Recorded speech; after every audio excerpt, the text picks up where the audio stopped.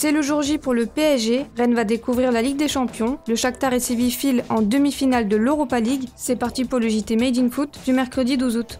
Et on commence avec le PSG qui va ouvrir le bal du tant attendu Final 8 de la Ligue des Champions en affrontant l'Atalanta en quart de finale ce soir.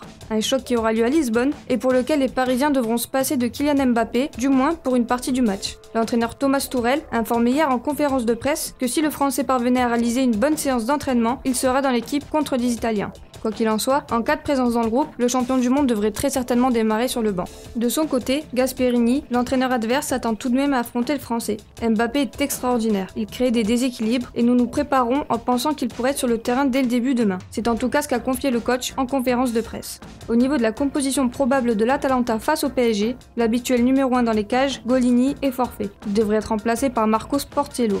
Autre absence de marque, celle de Josep Ilicic. L'attaquant slovène devrait être suppléé par Malinowski.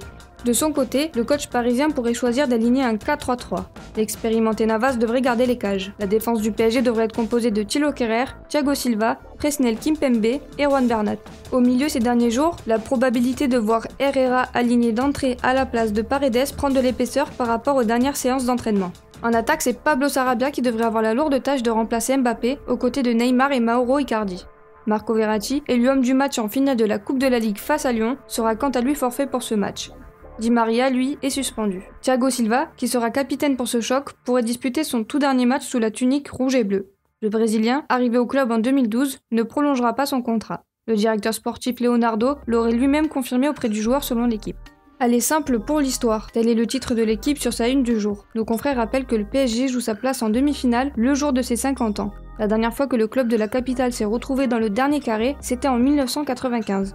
Toujours en Ligue des Champions, hier, Rennes a appris une excellente nouvelle. Grâce aux victoires du FC Séville et du Shakhtar Donetsk ce mardi en quart de finale de la Ligue Europa, le Stade Rennais est désormais assuré d'accéder directement à la phase de poule de la Ligue des Champions. Un événement historique puisque c'est la première fois de son histoire que le Stade Rennais se qualifie pour la plus prestigieuse des compétitions européennes.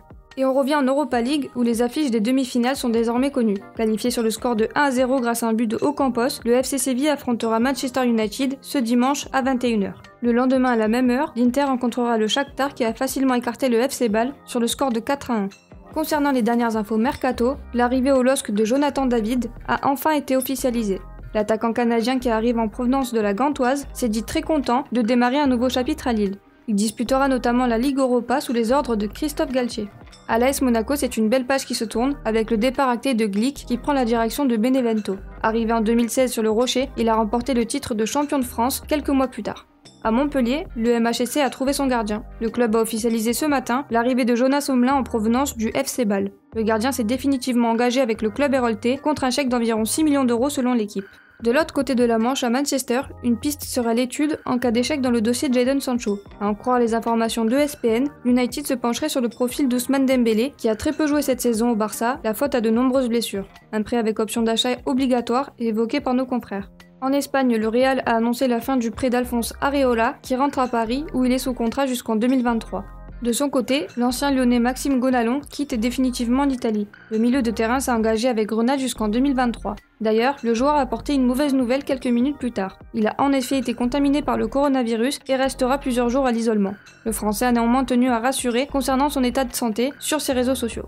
Justement concernant les mesures de prévention sanitaire liées au Covid, le Premier ministre a annoncé que la jauge limitant le nombre de spectateurs dans les grands événements à 5000 personnes serait appliquée jusqu'au 30 octobre prochain. Pour rappel, elle était initialement maintenue jusqu'au 31 août. Les stades de Ligue 1 devraient ainsi sonner creux pour la reprise du championnat, prévue dans une dizaine de jours. Merci à tous de nous avoir suivis, n'hésitez pas à liker, partager, commenter, et on se retrouve dès demain pour un nouveau JT.